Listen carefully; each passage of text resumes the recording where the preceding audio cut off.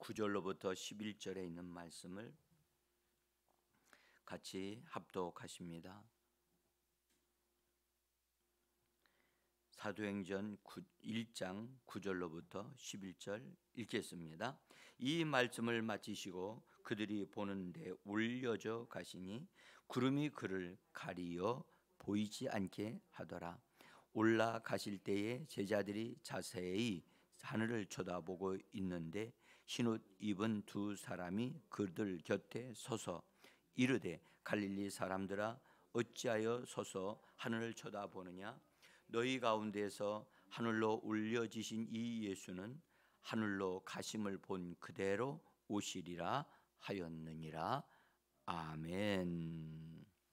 주님의 이름으로 새벽을 깨우고 나오신 사랑하는 성도님들, 각 가정에서 잠을 깨우고 특별한 장소로 나가서 하나님을 예배하고 있는 우리 가정에서 예배하고 계시는 사랑하는 성도 여러분, 외국에서 함께 예배에 동참하시는 우리 믿음의 가족 여러분, 한 분 한 분들 한 가정 위에 하나님의 은혜와 평강이 넘치기를 원하면서 성령의 능력으로 우리를 강건케 하셔서 오늘도 우리를 통하여 하나님의 말씀이 이루어지게 하는 복된 하루가 되기를 예수 이름으로 축복합니다. 오늘은 승천하신 예수 그리스도에 관해서 우리 같이 말씀을 나누면서 승천에 나타난 그 형태라고 할까, 특별한 어떤 부분들을 좀 보려고 합니다. 우리가 어제는 승천하셔야 하는 이유와 목적을 말씀을 드렸습니다. 그 목적 가운데 일부분은 제가 오늘 말씀드릴 수 있지 못하고 아마 주일날 말씀을 드리지 않겠나 생각이 들고요. 승천에 나타난 그 형태 가운데 예수님이 누가복음 24장에서는 베다니 앞에까지 나가셔가지고 그분이 부활하신 몸으로 제자들과 함께 걸어서 나가셔서 두 손을 들고 축복을 하셔요. 제자들, 여러분들 한번 그걸 믿음으로 눈으로 한번 상상을 해보시길 바래요. 바깥에 나가셨는데 제자들이 그 앞에 있는데 거기는 그러니까 감난산이라고 보시면 되죠. 근데 거기 가셔서 손을 들고 제자들을 향하여 하실 때 제자들이 지금 저분이 뭐 하시는 건가 그러셨을 거예요. 근데 그걸 축복하셨다. 성경 브레스트라고 해서 축복을 하셨다. 여러분들, 예수님이 성경에 손을 들고 축복하셨다는 말씀을 어디서 읽어보신 적이 있나요? 어디서 읽으셨어요? 오병이요. 그러나 그건 손을 들고 축복하신 게 아니라 떡을 가지사 축복하셨죠. 그죠? 그러니까 떡을 가지사 축복하신 것은 또 다른 곳에 또 있어요. 엠마오로 내려가던 제자들에게 같이 상에 앉으셔가지고 빵을 가지시다 축복 기도하실 때 제자들의 눈이 열렸다 그랬죠. 그랬어요. 그러니까 분명한 게 그분은 음식을 잡수실 때 또는 음식을 위해서 기도하실 때 손을 들고 손에 이렇게 들고 그 물건을 들고 기도하셨어요. 근데 여기 승천하실 때는 음식을 들고 축복하신 게 아니라 그냥 손을 들고 못 바뀌신 그 손을 들고 축복하셨다. 손을 내밀어서 들어 축복하셨다. 이것이 승천하심에 있어서의 모습, 특별한 모습이에요. 형태란 말이에요. 네? 자, 집사님들, 여러분들이 자녀들을 앞에 두고 일어서서 자녀들 축복한다고 해요. 두 손 들어 딱 축복한다고 생각해 보세요. 뭐가 생각이 나십니까? 아니, 왜 저래? 그런 생각 안 나십니까? 아니 갑자기 어머니가 왜 손을 들고 축복하시는 거야? 왜 그래요? 아니 뭐 그렇게 생각 안 하십니까? 당연한 겁니까? 어? 안 하시던 일을 갑자기 하시니까, 어? 아니 지금 새벽에 나오셔가지고 뭔가 이게 탁 이게 뭐가 탁 이게 되어지는 게 있어야 되지 않겠어요? 뭔가 이렇게 신선함이 있어야 되지 않을까요? 주님이 손을 내밀어 축복하시다. 제자들은 저렇게 하신 적이 없는데, 여러분들 물고기 잡으러 갈릴리 바다까지 가가지고도 음식을 넣고도 얘들아 와서 식사하라. 맨 처음에 예수님이 부활하셨을 때 제자들은 두려워해가지고 영인 줄만 알았어요. 근데 영이 아니었어요. 몸으로 부활하신 것이었단 말이죠. 그래서 예수님이 오신 것이 그들에게 친근해진 거예요. 근데 이분이 떠나시려고 할 때 손을 들고 축복을 하신다? 축복을 하신다. 그 말은 무슨 말이냐? 축복을 하심으로 그분은 떠나시겠다는 거예요. 네? 그래서 여러분들 승천에 있어서는 승천은 그분이 부활하신 몸을 가지고 제자들을 떠나신다는 의미를 가지고 있어요. 부활하신 몸을 가지고는 제자들과 더 이상 만나지 않는다는 것을 말씀을 하시는 거예요. 이건 뭘 의미하느냐? 이별을 의미하는 거예요. 이별. 몸을 가지신 예수님과는 이제 제자들이 만나지 않는다. 예수님이 다 할 일을 다 하셨다. 부활하신 몸을 가지고 그분이 하셔야 할 일을 다 하셨기 때문에, 완성하셨기 때문에 그분은 이제 하나님이 원하심을, 그분의 하나님 아버지에 의해서 이 땅에서 올려가셔야 된다. 떠나시는 것을 예고하시는 거예요. 근데 그냥 떠나실 때 그냥 떠나지 않으시고 뭐 하셨다고요? 뭐 하셨다고요? 응? 이 단어를 알아셔야 돼요. 축복하셨다니까. 제가 어제 저녁에 잠깐 우리 말씀을 드릴 때 하죠. 어떤 남자분이, 그것도 나이가 드신 분이 문자를 보내왔어요. 지치고 힘들고 어려울 때 어떠한 말씀을 보고 계십니까? 그때가 가장 지치고 힘들고 어려울 때 어떠한 말씀을 보십니까? 그 말씀을 저에게 보내주십시오. 그 말은 무슨 말이죠? 내가 지금 지치고 힘들어서 너무나 어렵다 해서 제가 그러면 이 말씀을 보시고 묵상하십시오 해서 했던 부분이 누가복음 24장 51절로부터 53절인가요? 거기 있는 말씀을, 우리가 지난번에 봤던 말씀을, 주님이 승천하실 때의 모습을, 축복하시는 모습을 보내드렸어요. 말씀을. 그랬더니 제가 이제 어제 말씀 끝나고 집에 들어가 가지고 이렇게 휴대폰을 다시 보니까 문자가 왔어요. 고맙습니다. 감사합니다. 그러고 왔어요.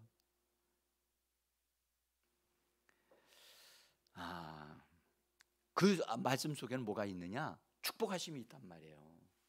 여러분, 힘들고 지치고 어려운 사람에게 하나님이, 우리 주님이 뭐 하신다고요? 손을 들어 축복하신단 말이죠. 오늘 이 새벽에 주님이 떠나시는 것도 떠나시는 거지만, 영광스럽게 떠나가시는 것이지만, 그분은 우리에게 뭐 하신다? 축복하신다는 거예요. 여러분들, 부활하신 주님은 우리에게 축복하시는 분임을 믿으셔야만 합니다. 예? 그래서 떠나심과 축복하심이 있다는 사실을 우리가 볼 수 있어요. 자, 그 다음에 또 하나는 오늘 우리가 읽은 사도행전 1장에서는 올려지셨다는 말씀이 나온다. 올려지셨다. 영어로는 taken up이라고 얘기하는데 그 위에서 끌어올리시는 걸 말하는 거예요. 올려지셨다는 거예요. 올려지셨다. 우리 말해봐요. 올려지셨다. 이건 이런 말은요 잘 쓰지 않는 말입니다. 올려지셨다. 여러분들 올려지셨다니까. 이 말을 딱 들어보면 말이 조금 어려운 것 같아요. 올려지셨다. 그 말은 당했다는 말이거든요. 다른 말해서 그분의 위에서부터 어떤 능력에 의해서 이렇게 취해졌다는 말이거든요. 수동이란 뜻이에요. 수동. 스스로 올라가신 것이 아니라 하늘의 능력에 의해서 이끌려 올려지셨다는 거예요. 그래서 영어 성경은 taken up이라고 그렇게 이 말씀을 번역을 했어요. 자, 근데 그때에는 뭐 위로 올려지실 때 어떤 일이 있었느냐? 오늘 읽었어요. 성경에서 여러분들 9절을 보시면 됩니다. 9절 보시면 이 말씀을 마치시고 그들이 보는데 올려져 가시니 올려져 가시는 단어와 연결된 게 무엇입니까? 예? 구름이 뭐라고요? 구름이 그를 가리어 보이지 않게 하더라. 구름이 가리어졌대. 구름이 그냥 저절로 막 움직여 가지고 쫙 그분의 모습을 보이지 않게 했다는 거야. 올려져 가실 때, 이 말은 여러분들 보세요. 올려져 가실 때 하늘의 힘의 능력으로 끌어올리신 거죠. 올려져 가실 때 구름이 와가지고 그를 덮었다는 거예요. 그래서 우리 성경은 가리웠다 그랬어요. 우리 성경은 가리웠다. 근데 다른 성경은 뭐라고 했느냐? 구름이 감쌌다 그렇게 표현했어요. 응? 어때요? 구름이 가리웠다는 게 좋아요? 감쌌다는 게 좋아요? 예? 보세요. 이것은요. 구름이 가리웠다라고 하는 입장에서는 누군가가 그걸 보지 못하게 하기 위한 것이라고 할 수 있죠. 감쌌다고 하는 말의 입장에서는 그 올려지신 그분을 뭔가가 더 영광스럽게 하고자 하는 어떤 것이 그 안에 감추어져 있다는 것을 상상하게 하는 말이에요. 그렇죠? 여기에 제가 지난번에 예수님이 승천하실 때, 올려지실 때 그분의 모습은 영광스럽게 되어져서 변화되어져 올려가셨다는 말씀을 드렸어요. 여러분들 예수님은 변화산에서 기도하실 때 어떻게 되셨다고요? 모양이 달라지셨다니까. 심수에서 기도하실 때 우리 여러분들 다시 한번 드세요. 기도할 때 뭐가 된다고? 일어난다고요? 변화가 일어난다니까. 변화는 여러분들 가만히 앉아 있을 때 변화가 일어나는 게 아니에요. 기도할 때 예배 드릴 때 아니에요. 기도할 때 기도해야 됩니다. 기도해야만 됩니다. 그리고 하늘로 올려지실 때 틀림없이 영광스럽게 되어져서 올려가셨다는 거죠. 그런데 그 영광이 너무너무 영광스러우시니까 구름이 와서 그 영광을 뭐했다? 이게 가리웠다는 거예요. 여러분, 우리가 하나님 안으로 들어가야 돼요. 아멘. 영광 안으로 들어가야 된다니까요. 그래서 성경에도 우리가 주의 얼굴을 보매, 고린도후서 3장 18절에 우리가 주님의 얼굴을 보매 그와 같은 형상으로 화하여 영광에서 영광에 이르니 주의 영으로 말미암느니라 라고 되어져 있어요. 우리가 얼굴을 들어서 그분을 봐야 된다니까요. 그래서 우리가 주님에게로 들어가야 돼요. 주님에게로 들어가야 돼요. 여러분들 베드로 전서에서 말하기를 산돌이신 예수에게로 나가라고 말씀하셨어요. 따라합시다. 나가라. 우리에게 너 집안에 콕 있지 마라. 하나님께로 나가라고 말씀하신다니까. 힘들지만 나가야 돼요. 집안에서도 특별한 장소로 나가야 돼요. 나가라. 성령님은 말씀하세요. 너 일어나 나가라고 말씀하신다고. 우리 육신은 뭐라고 말해요? 여기가 좋사오니 이불 속이 좋사오니 좀 쉬었으면 좋겠나이다 라고 말을 한다고요. 여러분들 우리는 육신과 타협하지 않습니다. 타협하면 안 됩니다. 타협하지 않도록 육신은 십자가에 못 박습니다. 할렐루야. 여러분 육신은요 좀 더 자자, 좀 더 편하자, 좀 더 먹자, 좀 더 쉬자 라고 말을 합니다. 그것을 육신을 어떻게 하라고요? 십자가에 못 박고요. 끝장냈고 초복종시키는 거예요. 초복종시키는 거예요. 우리는 얼마나 육신의 그런 욕망에, 요구에 쉽게 반응하는지 몰라요. 쉽게 반응하는지. 그래서 우리가 많이 그것에 의해서 속아서 주님이 우리에게 주시는 것을 잃어버린 게 한두 번이 아니에요.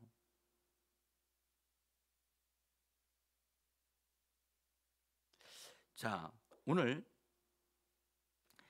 주님이 이 승천하실 때 올려지실 때 연결되어지는 단어가 구름이라는 단어예요. 구름. 그래서 여러분, 우리가 기도할 때 구름이 와서 가리웠다. 여러분들, 어느 집사님이 기도할 때 하나님의 영광의 구름이 그를 덮었더라. 얼마나 멋있어요. 예? 그분이 기도할 때 보니까 정말 힘쓰고 해서 기도하는 그 모습에, 예? 하나님께서, 예수님이 그렇게 하실 때 하늘에서 누가 내려왔다고요? 천사들이 내려와서, 예수님이 기도할 때, 힘쓰고 해서 기도할 때 천사들이 나와서 뭐 했더라? 힘써 도왔더라 그랬죠? 힘써 도왔더라. 예수님이 겟세마네 동산 하실 때, 그래서 그 기도 하실 때 이마에서 땀이 흘러내리는데 어떻게 했다고요? 땀방울이 핏방울 되더라. 여러분들, 기도하실 때 한번 그런 힘쓰고 애써서 막 그냥 온몸을 다 쏟아붓는 그런 기도 우리는 해야 될 필요가 있습니다. 해야 될 필요가 있습니다. 기도를 다 하고 났더니 온몸이 땀이 다 젖어 있었더라. 어? 우리는 그런 기도 해봤나요? 여러분들, 우리는 앉아서 기도하는 기도가, 그냥 의자에 앉아서 하는 기도가 우리를 너무나 편안하게 만들어줍니다. 힘들지 않게 만들어줍니다. 가끔 그것이 필요할 때도 있습니다. 그러나 우리의 육신을 편안하게 하면 찾아오는 것은 잠밖에는 없습니다. 근데 우리의 육신을 초복종시켜서 기도할 수밖에 없는 상황으로 만들어가는 것, 그것은 여러분, 우리는 육신을 다룰 줄 알아야 됩니다.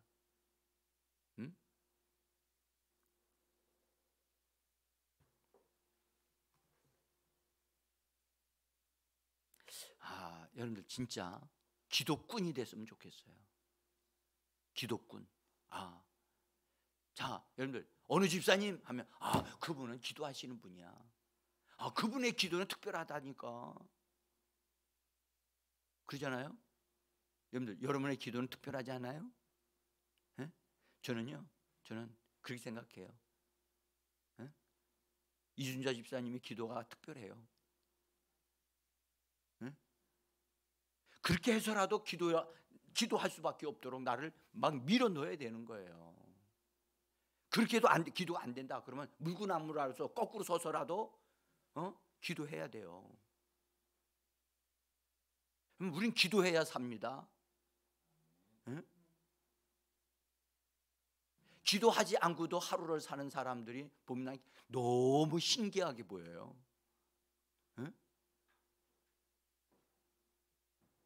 우리는 기도해야 됩니다.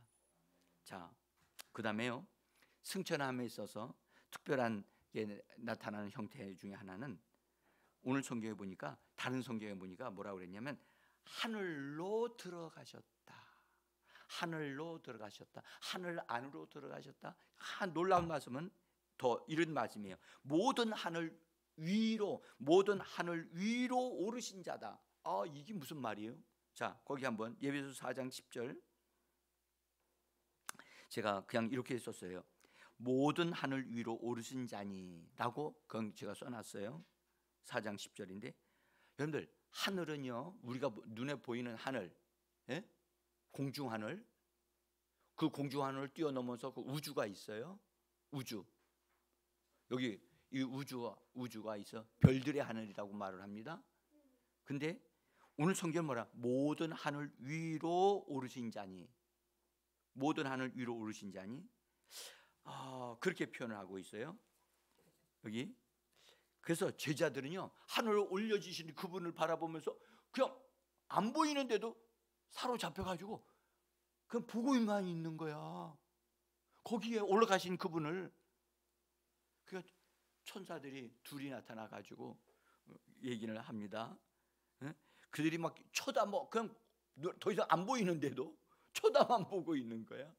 그러니까 이렇게 말합니다. 하늘을 쳐다보고 있는데 흰옷 입은 두 사람이 그들 곁에 서서, 그들 이제 안 보이시는데 그래도 계속 쳐다보고 있는 거야.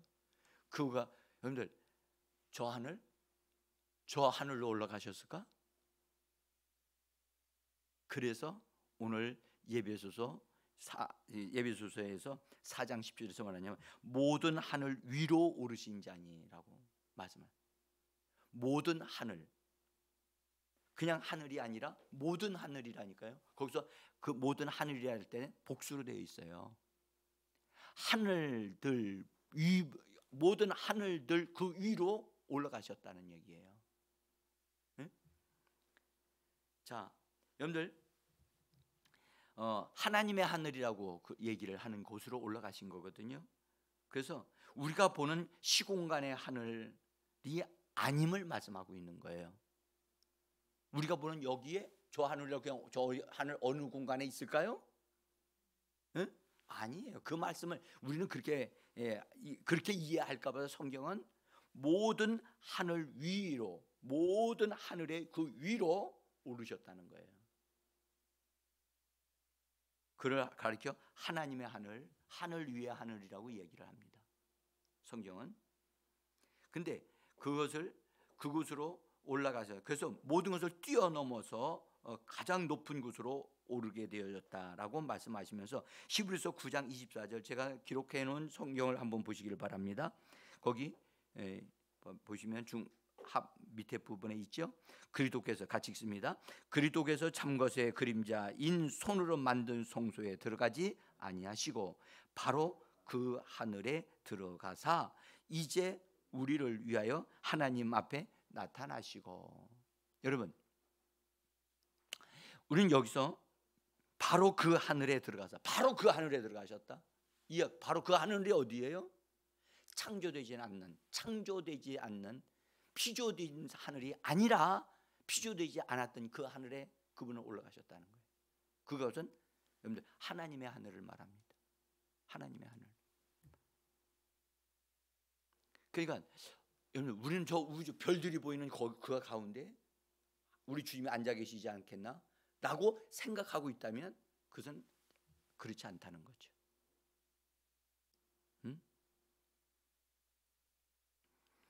외계나 다른 위성이나 태양이나 별, 그런 공간에 들어가셔서 지금 주님이 여행하고 계시다라고 하는 말이 아니라는 거예요. 주님은 하늘로 오르셔서 지금 여러분들 손으로 사람들이 만들지 않는 그런 곳에 올라가 계신 분이시라는 거예요. 예? 그래서 이 영어 단어는 이 올라가셨다고 할 때 이 단어는 어센디드라고 돼 가지고 아예 올려지신 상태로 얘기를 하고 있거든요.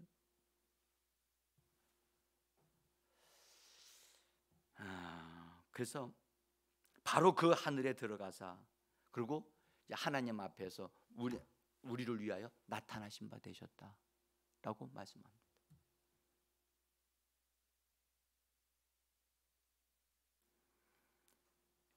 여러분들, 우리 세계의 그 우주 별들을 연구하는 망원경이 있죠. 네?